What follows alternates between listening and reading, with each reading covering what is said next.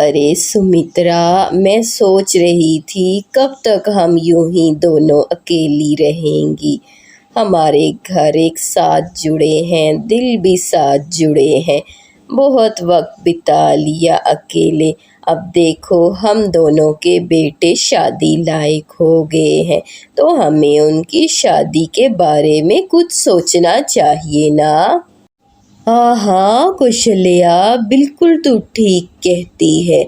हमें अपने बेटों का घर बसाना चाहिए, पर मैं जानती हूँ तू आई तो गांव से है और लड़की भी गांव की ही पसंद करेगी, और मैं ठहरी शुरू से शहर की, तो शहरी लड़की ही पसंद करूँगी। चल अच्छा, पंडित जी को बुलाते हैं और बात करते हैं।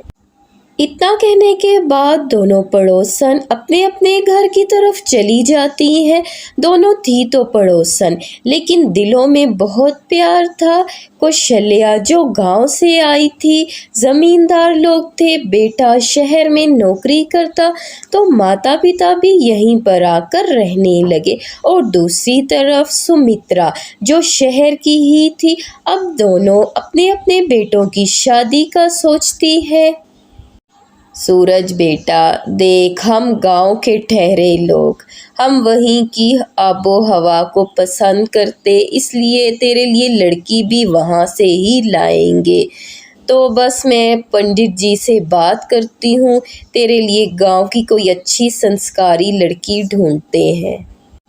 जहाँ एक तरफ कौशल्या अपने घर में बेटे की शादी की बात करती है, तो दूसरी तरफ सुमित्रा भी अपने बेटे से शादी की बात करके फिर दोनों पड़ोसन पंडित जी को बुलाती हैं और चाय नाश्ता रख कर उनसे लड़की ढूंढने की बात करती है। बहन जी, क्या खूब चाय नाश्ता करवाया है। तो चलिए ठीक है, आपकी पसंद के अनुसार मैं बहुत जल्द आपके लिए ऐसी ही लड़कियों का रिश्ता लेकर आऊंगा। समय गुजरता है और कुछ ही वक्त के बाद कौशल्या और सुमित्रा अपनी दोनों बहुओं का स्वागत एक ही घर के आंगन में करती हैं। आओ बहुओं, आज हमारा इंतज़ार ख़त्म हुआ। हम दोनों बहनों की तरह रही, गांव और शहर को नहीं देखा। आशा करते हैं तुम दोनों भी ऐसे ही रहोगी। कौशल्या और सुमित्रा दोनों अपनी अपनी बहुओं का स्वागत कर लेती हैं। उसके बाद सभी अपने अपने घर चले जाते हैं और अंदर जाकर बहू, बाहर जो दूसरा घर है वो कौशल्या बहन का है। गांव से आई हैं, काफ़ी टाइम से यहीं रहती हैं। उनसे हमारा कोई रिश्ता तो नहीं, लेकिन हम प्यार से रहते हैं एक दूसरे के साथ, तो आशा करते हैं तुम भी उनको वही प्यार सम्मान दो। जी मम्मी जी, मैं कोशिश करूँगी कि उन लोगों को भी वही प्यार सम्मान दूँ जो आपने दिया। वो गांव के लोग हैं, लेकिन फिर भी आप दोनों में बहुत प्यार है, देखा है मैंने। चलें अच्छा मम्मी जी, मैं थक गई हूँ, अब अपने कमरे में जाती हूँ। दूसरी तरफ कौशल्या भी अपनी बहू को यही समझा रही थी। बहू, हम दोनों, मैं और सुमित्रा बहुत प्यार से आज तक रही हैं, तो तुम भी उन लोगों को वही मान सम्मान देना जो मैंने दिया है। हम एक घर में रहते हैं, रिश्ता तो नहीं कोई, लेकिन हमेशा बहनों की तरह प्यार से रही है। जी माँ जी, मैं उनको वही प्यार और सम्मान देने की पूरी कोशिश करूँगी जो आपने हमेशा उनको दिया। हमारे घर एक साथ हैं, तो मैं इन दोनों घरों को जोड़ के रखने की कोशिश करूँगी, आप फिक्र मत करें। इतना कहने के बाद कौशल्या की बहू और बेटा अपने कमरे में आराम करने के लिए चले जाते हैं। अरे बाप रे, इतना बड़ा कमरा है। मेरा तो गांव का पूरा घर इस एक कमरे में ही आ जाए। सूरज जी, ये इतना बड़ा और सुंदर कमरा है। शहर में कमरे इतने बड़े बड़े और इतने सुंदर होते हैं, मुझे पता ही नहीं था। मैं समझ सकता हूँ तुम्हारी बात। मैं भी गांव से हूँ ना, गांव में घर कैसे थे मैं जानता हूँ। लेकिन बस यहाँ नौकरी की और बाबा की ज़मीनें तो अभी भी वही हैं, तो अच्छा खासा कमा लेते हैं, इसलिए बस खुशहाल हो गए हैं। और मुझे अच्छा लगा कि तुम्हें कमरा पसंद आया। कौशल्या की बहू राधिका कमरे को देख के खुश होती है, फिर पति के साथ बैठकर बहुत बातें करती है और दूसरी तरफ सुमित्रा की बहू सब कुछ चेंज करके नाइट ड्रेस पहन के बैठ जाती है। अरे निशा, ये क्या? अभी तो मैंने तुम्हें ठीक से देखा भी नहीं और तुमने सब चेंज कर दिया। ओहो सुमित, मुझसे नहीं ये इतने भारी गहने और लहंगा पहने के बैठा जाता। मैं इस ड्रेस में कंफर्टेबल फील करती हूँ। शादी की भाग दौड़ में एक तो इतना थक गई थी और ऊपर से इतने हैवी ड्रेस।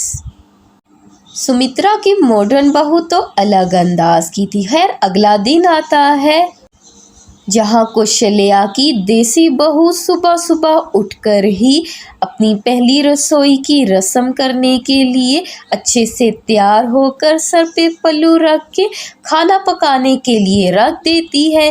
सास कुछ ही देर में उठकर आ जाती है। जब वो देखती है कि उसकी बहू सवेरे सवेरे खाना पकाने के लिए आ गई है तो उसे बहुत अच्छा लगता है। अरे माँ जी, आप उठ गई हैं? कुछ चाहिए था तो मुझे बता देती। मैं तो सुबह जल्दी उठ गई हूँ, तो मैंने सोचा पहली रसोई की रस्म कर लूँ, इसलिए जल्दी से नहा धोकर तैयार होकर मैं यहाँ आ गई पहली रसोई का खाना पकाने के लिए। कौशल्या की बहू जहाँ खाना पका लेती है और कुछ ही देर में घर के बाकी सदस्य भी उठकर आ जाते हैं।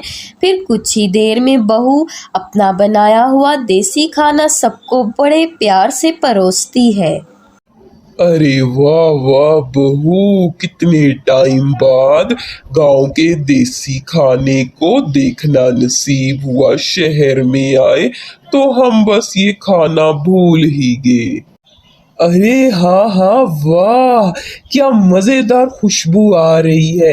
राधिका, तुम मेरे टिफ़िन में भी यही पैक कर देना खाना। मुझे बहुत अच्छा लगा, खुशबू भी बढ़िया है और कितना स्वादिष्ट खाना है। मैं तो आज अपने टिफ़िन में यही खाना लेकर जाऊंगा। अरे आप फिक्र मत करिए, मैंने आपके टिफ़िन में पहले ही ये खाना गरम करके रख दिया है। आप जाइए आराम से ऑफिस, यही सारा खाना पैक है आपके टिफ़िन में। अब कौशल्या की बहू अपने पति को टिफ़िन में अच्छा अच्छा खाना पैक करके देती है और दूसरी तरफ सुमित्रा की बहू सोई रहती है, पति जगाता रह जाता है। अरे निशा तो उठ ही नहीं रही, क्या करूँ? माँ को ही बोलता हूँ नाश्ता दे दे। इसकी तो पहली रसोई की रस्म भी थी, लेकिन शायद इसको जल्दी उठने की आदत नहीं। एक काम करता हूँ, माँ को ही खाना नाश्ता बोल देता हूँ। अब सुमित्रा से जल्दी में जो नाश्ता बन सका उसने वही अपने पति को और बेटे को दे दिया, लेकिन जल्दी में वो टिफ़िन ना बना सकी।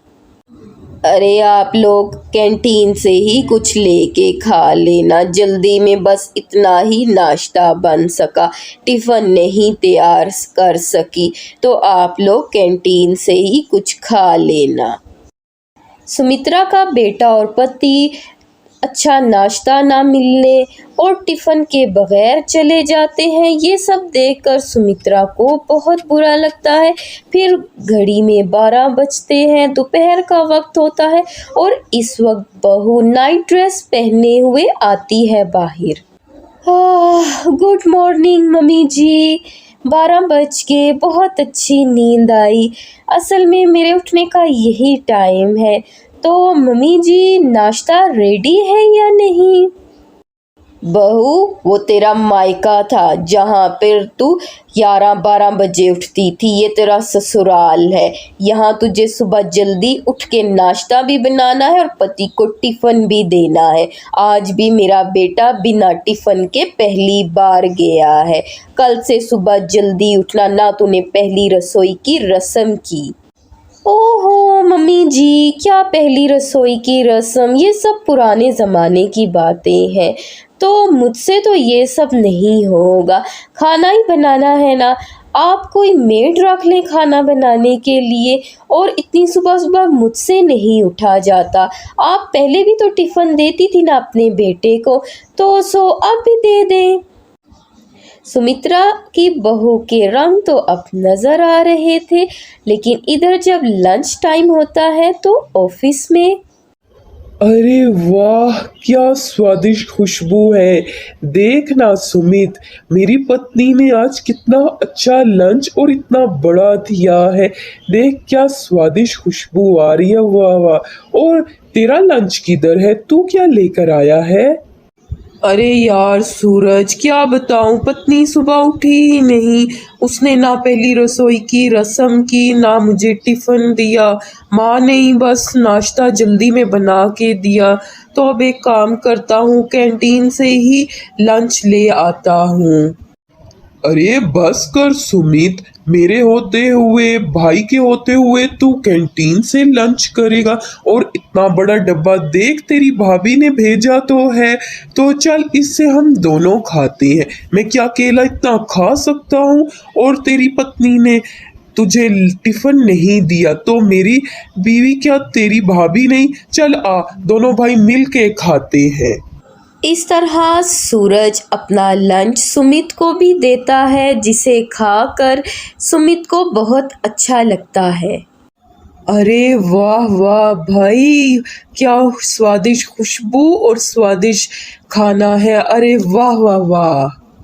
ऑफिस का टाइम कुछ यूं गुजरा। अब राधिका एक अच्छी बहू की तरह घर की साफ सफाई करती है और उसके बाद अपनी सास के साथ बैठकर खाली समय में वक्त प्यार से गुजारती है।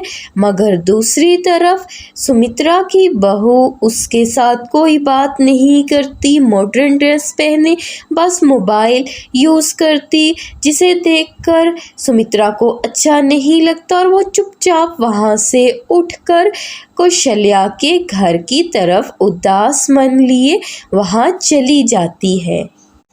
फिर सुमित्रा जब कौशल्या के घर जाती है तो उसकी बहू बड़े प्यार से उसका स्वागत करती है। अरे आओ ना सुमित्रा, क्यों खड़ी हो? कुछ उदास लग रही हो, क्या हुआ? कुछ हुआ है? आना, ऐसे उदास मन लिए क्यों खड़ी है? देखना बहू भी मेरी बैठी है पास, तेरी बहू कहाँ है? और सुना, कैसे घर का सब हाल चाल चल रहा है? क्या हुआ है तुझे? अरे क्या बताऊं कौशल्या, बस उदास नहीं हूँ, ऐसे ही बोर हो रही थी। मेरी मॉडर्न बहू तो मुझसे कोई बात ही नहीं कर रही, बस मोबाइल में लगी है। सोचा तेरे पास आ जाऊं। आंटी जी, आपने बहुत अच्छा किया जो आप यहाँ चली आई। अच्छा, आप माँ जी के साथ बैठिए, मैं और माँ जी बात कर रही थी। आप बैठिए, मैं अभी आपके लिए जल्दी से जाकर चाय नाश्ता लाती हूँ। इतना कहने के बाद राधिका किचन में आती है और फिर सुमित्रा के लिए चाय नाश्ता ले आती है और टेबल लगाकर बड़े ही प्यार से चाय नाश्ता परोसती है और दोनों सास के साथ बैठकर बड़े प्यार से बातें करती है। अरे कौशल्या की बहू कितनी अच्छी और संस्कारी है, किस तरह काम भी घर का संभाला, पहली रसोई की रस्म की, इतने अच्छे से स्वागत किया मेरा, और मेरी एक बहू है। एक तरफ सास भी निशा से खुश नहीं थी और दूसरी तरफ पति का भी कुछ ऐसा ही हाल था। अरे निशा, तुम सुबह उठी क्यों नहीं हो? मैं टिफिन भी नहीं लेके गया और तुमने अपनी पहली रसोई की रस्म भी नहीं की। ओहो सुमित, क्या तुम भी मम्मी जी जैसी पुराने ज़माने की बातें कर रहे हो? ये क्या पहली रसोई की रस्म? मैं देखो मॉडर्न शहरी लड़की हूँ, मेरे से नहीं ये सब होता। और तुम्हारी टिफ़िन की बात है तो ओके, कल सुबह से तुम्हें मिल जाएगा।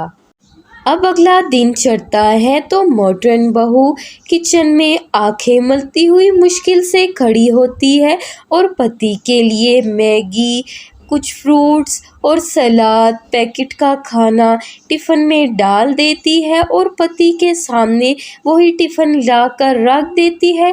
कमरे में वापस सोने के लिए चली जाती है, पति से बैठकर ना कोई बात करती। पति को ये सब अच्छा नहीं लगता, मगर दूसरी तरफ राधिका अपने पति के लिए बड़े प्यार से मुख्तलिफ किस्म के नाश्ते और टिफ़िन बनाती, अच्छे से बैठकर पति के साथ नाश्ता करती और पति को नाश्ता देने के बाद एक बड़ा सा टिफ़िन भी भर के देती, जिससे जब पति ऑफिस जाता तो उसे बहुत अच्छा लगता। लेकिन सुमित्रा का बेटा अपनी पत्नी का लंच देखकर खुश नहीं था। अरे ये कैसा लंच मुझे बच्चों वाला निशा ने दिया है? अरे मेरे भाई, वो शहर की है, देख शहरी लड़कियों को यही सब बनाना आता है। मैगी, सैलेड वो यही पसंद भी करती हैं। लेकिन तू फिक्र मत कर, देख मेरा लंच है ना, चला दोनों भाई मिलकर खाते हैं। तू फिक्र क्यों करता है मेरे होते हुए? अब ऐसे ही होता, सूरज सुमित के साथ अपना लंच शेयर करता, लेकिन निशा को अपने पति का कोई ख्याल नहीं था। वो बाहर का पैकेट का लंच अपने पति को देती और खुद शॉपिंग करने बड़े बड़े मॉल्स में बस जाती रहती। अरे सुमित, मुझे कुछ पैसे दे दो, वो मैंने शॉपिंग करनी है ना, तो मुझे 50,000 ज़रूरत है। कल मॉल गई थी, एक बहुत अच्छा ड्रेस देखा, लेकिन पैसे कम पड़ गए। तुम तो जानते हो ना मैं कितनी एक्सपेंसिव चीज़ें पसंद करती हूँ, तो पैसे दे दो मुझे। निशा, तुम्हें जितने पैसे चाहिए जो लेना है ले लो, लेकिन कम से कम मेरी ज़रूरतों का तो ख्याल रखो। ना तुम मुझे लंच अच्छे से देती हो, ना नाश्ता देती हो, बाहर का वो बच्चों वाला मैगी नूडल्स पकड़ा देती हो और कुछ सलाद फ्रूट्स रख देती हो। ये कैसा टिफ़िन है? सामने वाली भाभी को देखो, अपने पति को कितना अच्छा लंच देती है। अब क्या अच्छा लगता है मैं उनके लंच से रोज रोज खाऊं? तुम्हें अपने पति का कोई ख्याल नहीं? कोई तुम मुझे अच्छा टिफिन नहीं बना के देती हो? ओहो, एक तो टिफ़िन दो तब भी मसला, ना दो तब भी दो। अब देखो मुझे तो यही बनाना आता है, तुमने खाना है तो खाओ, नहीं तो भाभी है ना सामने वाली, उन्हीं के गुण गाते रहो। वैसे भी वो इतना बड़ा टिफ़िन अपने पति को देती हैं, तुम वहाँ से खा लो और मुझे शॉपिंग के पैसे दो। निशा को अपने पति की बातों से कोई फर्क ना पड़ता, वो पैसे लेकर बस शॉपिंग करती और पति को बस बाहर का खाना देती, जिसकी वजह से अब उसका पति बीमार हो गया था और डॉक्टर के चेकअप करने के बाद। देखें, मैं आपका फैमिली डॉक्टर हूँ, इसलिए आपको यही सजेस्ट करूँगा कि सुमित की डाइट का अच्छे से ध्यान रखें। ये बाहर का खाना बहुत ज़्यादा खा रहा है, इसलिए इसकी तबीयत इतनी ज़्यादा ख़राब हो गई है। हाँ हाँ, देख लिया निशा, तुम्हारी इस लापरवाही का क्या नतीजा निकला। लेकिन तुम्हें क्या फ़र्क पड़ता है, बेटा तो मेरा है, तुम्हें तो अपनी शॉपिंग से मतलब है।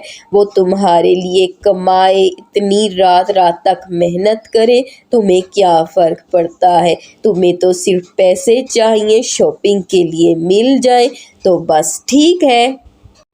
सास की फटकार खाने के बाद अब निशा की अकल ठिकाने आ गई थी, इसलिए वो उदास मन लिए बाहर लॉन में आती है। कुछ ही देर में राधिका भी वहां आ जाती है। अरे निशा, कैसी हो तुम? अच्छा हुआ आज मिल गई, बहुत दिनों बाद तुमसे मुलाकात हुई। लेकिन ये क्या, तुम कुछ उदास लग रही हो? मैं तुम्हारी बहन जैसी हूँ, बताओ मुझे। अरे बस वो बाहर का पैकेट का रोज़ रोज़ खाना पति को टिफ़िन में देती थी ना, तो मेरा पति बाहर के खाने की वजह से बीमार हो गया है, जिससे माँ जी भी बहुत नाराज़ है और मुझे भी बहुत बुरा लग रहा है कि मेरा पति बीमार है। निशा, एक पड़ोसी और बहन होने के नाते तुम्हें मैं एक मशवरा देती हूँ, बुरा मत मानना। लेकिन देखो, तुम्हारा पति दिन रात ऑफिस में किसके लिए मेहनत करता है? तुम्हारे लिए ना। तुम्हारी हर ज़रूरत का ख्याल रखता है, तुम्हें अच्छे से अच्छी चीज़ लेके देता है, तुम जितने पैसे बोलती हो तुम्हें देता है। लेकिन क्या तुम्हारा फ़र्ज़ नहीं बनता कि तुम भी उनके खाने पीने का ध्यान रखो? राधिका की बातें सुनने के बाद अब निशा को अपनी गलती का बहुत अच्छे से एहसास हो जाता है, इसलिए वो कमरे में आके अपने पति से माफ़ी मांगती है। सुमित, मुझे माफ़ कर दो, बस तुम एक बार ठीक हो जाओ, फिर मैं तुम्हें अपने हाथों से खाना बना कर खिलाऊंगी। मुझे अच्छा खाना तो नहीं बनाना आता, लेकिन मैं कोशिश करूंगी और बहुत जल्द सीख जाऊंगी। इस तरह अब निशा अपने पति के लिए अच्छा अच्छा खाना खुद अपने हाथों से बनाती है, पति के साथ वक्त गुजारती है और इस तरह जल्दी सुमित ठीक हो जाता है। और अब इस तरह दोनों ही देसी और मॉडर्न बहुएं अपने पति के साथ खुश रहती है। महेश, देखो कितनी सुंदर बेटी है हमारी। भगवान ने हमें इतने सालों बाद बेटी दी, मुझे तो यकीन ही नहीं हो रहा। चलो कोई बात नहीं, बेटा ना सही, कम से कम हमारी कोई औलाद तो होगी। देखिए ना, मेरी बेटी कितनी सुंदर है। अरे बस बस सुनीता, मेरी बेटी को नज़र मत लगाना। और मुझे ये तो बताओ कि ये रूम कैसा मैंने सेट करवाया है? कितना अच्छा है ना? देखो कितना सुंदर, मैंने हर चीज़ पिंक रखी है। लड़कियों को तो यही चीज़ें अच्छी लगती हैं। और देखो मेरी बेटी कितनी प्यारी है, बिल्कुल इस कमरे में अच्छी लगेगी। सुनीता और महेश के घर का शादी के बहुत सालों बाद एक बेटी पैदा होती है, जिसका नाम वो लाडली रखते हैं। उन्हें अपनी बेटी बहुत प्यारी होती है, क्योंकि बहुत सालों बाद उनके घर पैदा हुई, इसलिए वो उसे बहुत लाड प्यार से रखते हैं। वो दोनों बहुत अमीर थे, इसलिए अपनी बेटी की हर ख्वाहिश को पूरा करते। मम्मा, मेरा कमरा कितना सुंदर आपने डेकोरेट करवाया है। वाह, हर चीज़ पिंक है, बचपन की तरह बहुत प्यारा है रूम। अरे तो क्या मेरी बेटी बड़ी हो गई है? मेरी गुड़िया तो अभी भी छोटी सी मेरी प्यारी गुड़िया रानी है। और आपको रूम अच्छा लगा है मेरी लाडली को? वाह, बहुत अच्छा। ये हुई ना बात, आपको रूम अच्छा लगा तो बस सब ठीक है। बाबा, मुझे रूम तो अच्छा लगा है, लेकिन मुझे एक पिंक फ्रॉक चाहिए। प्लीज़ मुझे पिंक फ्रॉक दिला दीजिए ना। मुझे पिंक फ्रॉक पहनने का बहुत ज़्यादा मन हो रहा है। मेरी लाडली बेटी, आपको रिक्वेस्ट करने की क्या जरूरत है? आप बस बोल दिया करो, आपके मम्मी पापा आपको हर चीज लेके देंगे। और अभी मैं ऑफिस जा रहा हूँ, मम्मा आपको मॉल ले जाएंगी।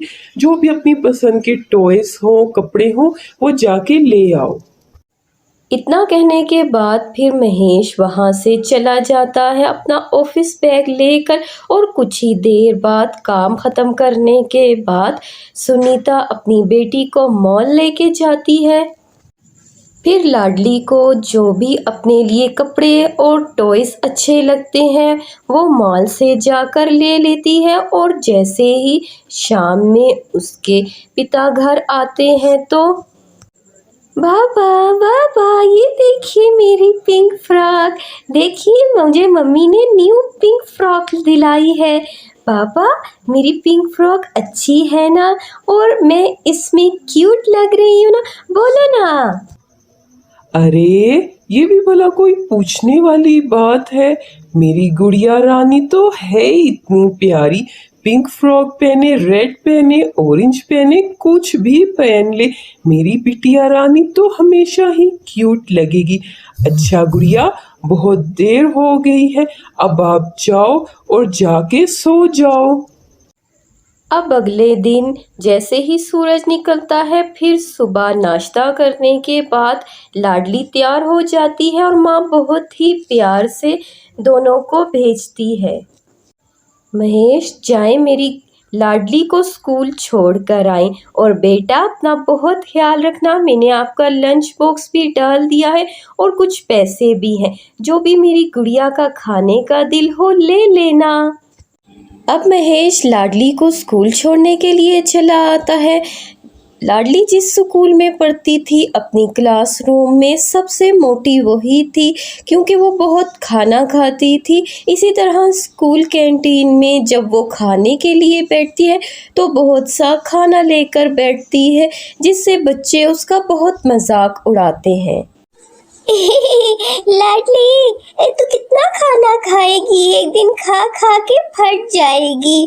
और अंकिता, चलो ना, हम कहीं बाहर खेलने चलें। तू क्या इस लाडली के पास बस बैठी रहती है? ये तो मोटू है। इसी तरह बच्चे लाडली का मजाक उड़ाते। जब ब्रेक होती तो लाडली चुप करके खड़ी रहती, बाकी बच्चे कभी इधर भागते उधर भागते, स्कूल में एंजॉय करते। लेकिन लाडली मोटी थी, वो अपने वज़न की वजह से ज़्यादा नहीं भाग सकती थी, इसलिए बच्चों को उसका मजाक उड़ाने का एक और बहाना मिलता है। हाय हाय, कितना मजा आया ना रेस लगाकर, है ना? लेकिन लाडली, तू तो नहीं भाग सकती, तू कैसे एंजॉय करेगी? तू तो इतनी मोटू है, बस एक जगह पर खड़ी रहती है। खाना कम खाया करना मोटू, हर वक्त खाना खाती है तो इतनी मोटू हो गई है। ए बबलू, खबरदार मेरी फ्रेंड का मजाक उड़ाया था, नहीं तो दूंगी एक घूंसा। समझ आया ना? ये मेरी दोस्त है, ये लाडली है, अपने माँ बाप की इकलौती है। खबरदार मेरी दोस्त को कुछ कहा, वो कुछ बोलती नहीं है तो तुम दोनों ज़्यादा ही फ्री हो गए हो। अगर नहीं हमारे साथ खेलना तो चलो भागो यहाँ से, मुझे भी तुम लोगों के साथ नहीं खेलना। जो मेरी फ्रेंड का मजाक उड़ाएगा, मुझे उसके साथ नहीं खेलना। इस तरह लाडली के फ्रेंड उसका मजाक उड़ाता देख बच्चों को गुस्से से वहाँ से भगाती है, क्योंकि लाडली की फ्रेंड अंकिता उसकी बहुत अच्छी सहेली थी, वो हमेशा उसके साथ रहती थी। लाडली, तू फिक्र मत कर, देखा मैंने कैसा मज़ा चुकाया है इन लोगों को। तू फिक्र मत कर और तू इनकी परवाह मत किया कर। जब तक मैं हूँ ना, कोई तेरा मजाक तो उड़ाए, देखना कैसे घूंसे दूंगी। चला, अच्छा अब हम दोनों खेलते हैं। अंकिता और लाडली की दोस्ती ऐसी ही थी। समय गुजरता है, अब दोनों बड़ी हो जाती हैं और एक ही कॉलेज में एडमिशन लेती हैं, जहां लाडली होने की वजह से बहुत खाती पीती, तो वो बहुत ज़्यादा मोटी हो चुकी थी, और अंकिता बहुत स्मार्ट थी, जिसकी वजह से अभी भी बच्चे कॉलेज के उनका मजाक उड़ाते। ओह माय गॉड लाडली, तुम इतना सारा खाना कैसे खा सकती हो? अपनी फ्रेंड को देखो, कितनी स्मार्ट है, कुछ सीख लो भाई उससे। तुम इतनी मोटी हो गई हो कि चेयर पर भी पूरी नहीं आती। हाँ, तो तुम्हें मेरा मोटा होने से क्या मसला है? मैं खाती हूँ तो अपने बाप का खाती हूँ, तुम्हें क्या इससे? तुमसे तो नहीं लेके खाती ना। तुम्हें अगर नहीं पसंद मेरा यहाँ पर खाना तो तुम चली जाओ ना, मैं तुम्हारी पॉकेट से पैसे लेकर तो नहीं खाती हूँ। मैं लाडली हूँ, मेरा जो मन चाहेगा मैं वही खाऊंगी। लाडली को यूं ही खाना खाने का बहुत ज़्यादा शौक था, इसीलिए जब कॉलेज ऑफ भी हो जाता तो वो किसी न किसी ठेले वाले के पास खड़ी नज़र आती।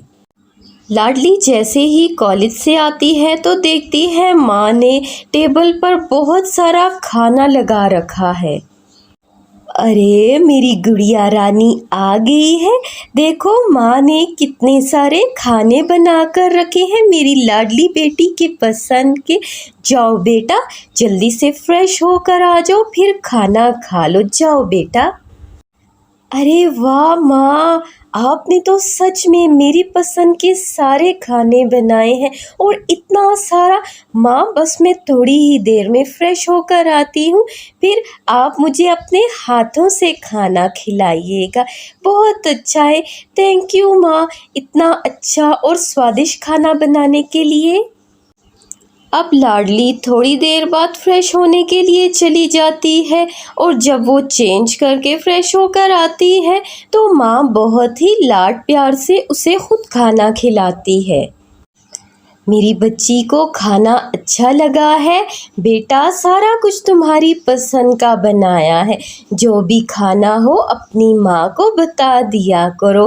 खाओ मेरी लाडली बच्ची, माँ तुम्हें ऐसे खुश देखकर बहुत खुश होती है। जुग जुग जियो। अरे दोनों माँ बेटी बस बातें ही करती रहोगी या इधर भी देखोगी? देखो बेटा, मैं आपके लिए कितना सुंदर ड्रेस लेकर आई हूँ अपनी लाडली बेटी के लिए। आप जल्दी से खाना खा लो और फिर इसे जाके अपने रूम में ट्राई करो। लाडली जब खाना खाने के बाद अपने रूम में ड्रेस चेक करने के लिए जाती है तो वो बहुत ज़्यादा उसे फिट होता है, उसे पूरा ही नहीं होता, जिसकी वजह से लाडली बहुत उदास हो जाती है। अरे कितना सुंदर ड्रेस है, लेकिन ये तो मुझे पूरा ही नहीं आ रहा। मुझे लगता है मैं सच में बहुत ज़्यादा मोटी हो गई हूँ। लाडली यूं ही उदास थी और दूसरे दिन जब वो कॉलेज आती है तो अंकिता उसे अपना न्यू ड्रेस दिखाती है। लाडली देखो मेरा ड्रेस कैसा है, देखना कल ही मम्मी मेरे लिए नया ड्रेस लेकर आई है और बताना ये मुझ पर कैसा लग रहा है। मैं स्लिम तो लग रही हूँ ना, और कूल भी। कैसा है मेरा ये ड्रेस? बहुत सुंदर है अंकिता, तू तो स्मार्ट है, कुछ भी पहन लेती है, अच्छा लगता है। लेकिन देख ना मैं कितनी मोटी हो गई हूँ, मुझ पर तो कुछ सूट ही नहीं करता। पता है कल डैडी इतना अच्छा ड्रेस लेकर आए थे, लेकिन वो मुझे पूरा ही नहीं। मैं सच में बहुत मोटी हो गई हूँ। लाडली देख, तू मेरी बचपन की सहेली है, इसलिए मेरी बात का बुरा मत मनाना। मैं तुझे प्यार से समझाती हूँ। देख, लाडला होना अलग बात है, लेकिन तू बहुत ज़्यादा फूडी हो गई है, बहुत खाना खाती है, इसकी वजह से तू अब बहुत वेट गेन कर रही है, तो तू कुछ कर इसका। अब लाडली अपनी सहेली अंकिता की बातें सुनकर कुछ सोच विचार करने लगती है और ऐसे ही वो अपने रूम में जब घर आती है तो उदास बैठी होती है। फिर माँ लाडली के कंधे पर प्यार से हाथ रखकर वजह पूछती है। लाडली मेरी प्यारी बेटी, क्या हुआ? तुम जब से कॉलेज से आई हो यूं ही उदास हो, ठीक से खाना भी नहीं खाया। क्या हुआ मेरी बच्ची? किसी ने कुछ कहा है तुम्हें? नहीं माँ, किसी ने कुछ नहीं कहा, बस मैं अपने वज़न की वजह से बहुत उदास हूँ। माँ मैं बहुत मोटी हो गई हूँ, कॉलेज में भी सभी बच्चे मेरा मजाक उड़ाते हैं और मैं अब सोचती हूँ क्या करूँ। डैडी का लाया हुआ इतना सुंदर ड्रेस भी मुझे पूरा नहीं।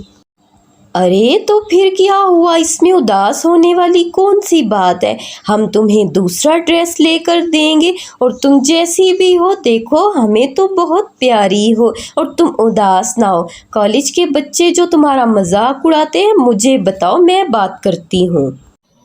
नहीं सुनीता, लाडली की बात बिल्कुल ठीक है। देखो हमारे लाड प्यार की बात अलग है, लेकिन वो जवान है, उसका इतना वजन और इतना ठीक नहीं। देखो कल को उसका रिश्ता भी होगा और आजकल मोटी लड़कियां कोई नहीं पसंद करता, तो हमें इस बारे में कुछ सोचना चाहिए। लाडली का वजन किसी तरह कम करना होगा। अरे बस इतनी सी बात, तो चलिए अच्छा ठीक है। लाडली तुम्हारी माँ पढ़ी लिखी है, तुम्हारी मैं 1 मंथ की कॉलेज की छुट्टियां करवा देती हूँ और बोल देंगे हम कहीं बाहर गए हैं। इतने में देखना, तुम्हें मैं दिन रात ऐसी डाइट रखूँगी और एक्सरसाइज करवाऊँगी जिससे 1 महीने में ही तुम्हारा वज़न कम हो जाएगा। ठीक है मेरी बच्ची, तुम उदास मत हो। इस तरह अब लाडली कॉलेज से 1 महीने की छुट्टी ले लेती है और इस दौरान वो घर ही में अपने लॉन में बहुत ज़्यादा एक्सरसाइज करती है, दौड़ लगाती है, जंप करती है। ये सब उसके लिए मुश्किल तो था, लेकिन वो हिम्मत नहीं हारती और इसी तरह लगातार एक्सरसाइज करती है। माँ उसके लिए हेल्दी डाइट फूड बनाती है। शाबाश मेरी बच्ची, ऐसे ही मेहनत करो, तुम यकीनन कर सकती हो ये सब।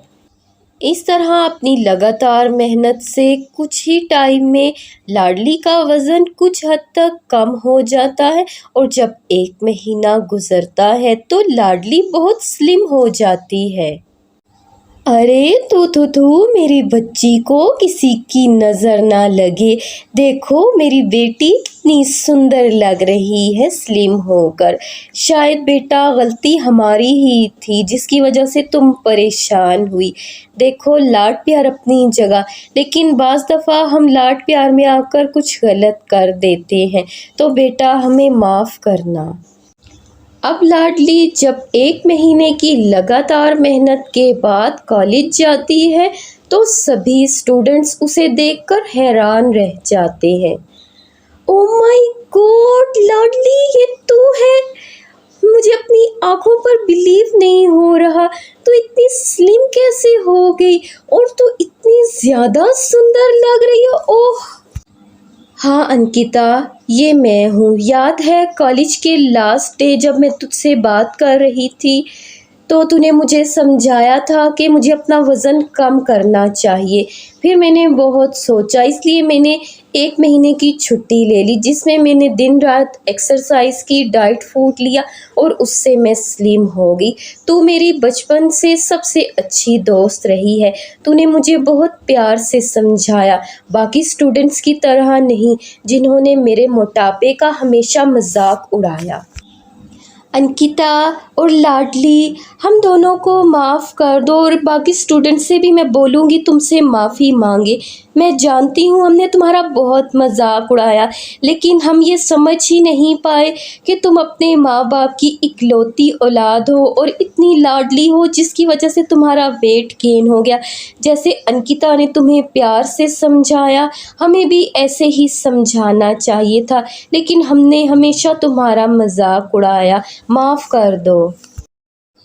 अब अंकिता और लाडली बाकी सभी स्टूडेंट्स को माफ़ कर देती हैं। इस तरह सब हंसी खुशी एक ही कॉलेज में पढ़ते और खुश रहते थे।